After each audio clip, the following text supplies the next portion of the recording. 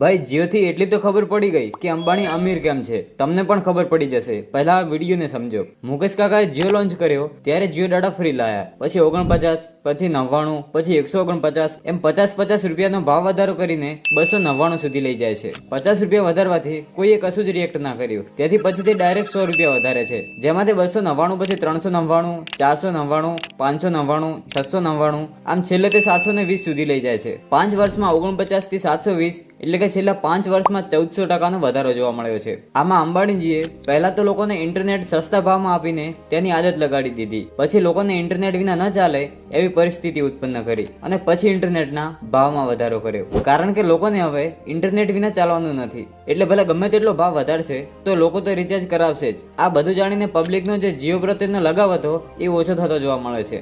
અને સાથે સાથે વીઆઈ અને એરટેલે પણ વિચાર્યું કે જીઓ તો રિચાર્જ પ્લાન મોંઘા કરે છે તો આપણે પણ સાથે સાથે થોડા ભાવ વધારી લઈએ.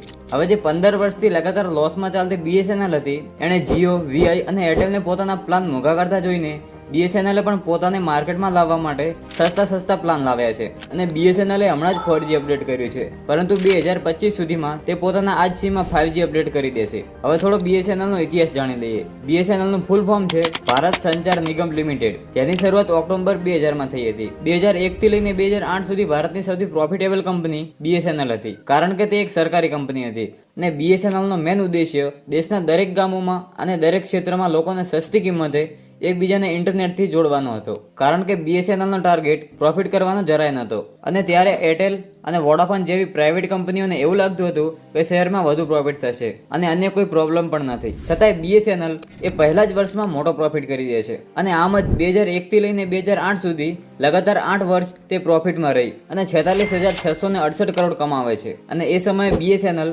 ભારત સરકાર માટે સોનાનું ઈંડું આપતી મુરગી જેવી હતી. વર્ષ 2004 અને 5 માં એટલે કે એક જ વર્ષમાં તે 10,000 કરોડ કમાવે છે. અને પછી બીએસએનએલ એ લાલચમાં આવી જાય છે. તમને પણ ખબર હશે કે લાલચ એ કેવી વસ્તુ છે. પછી ચાલુ થાય છે બીએસએનએલ નો ડાઉનફોલ.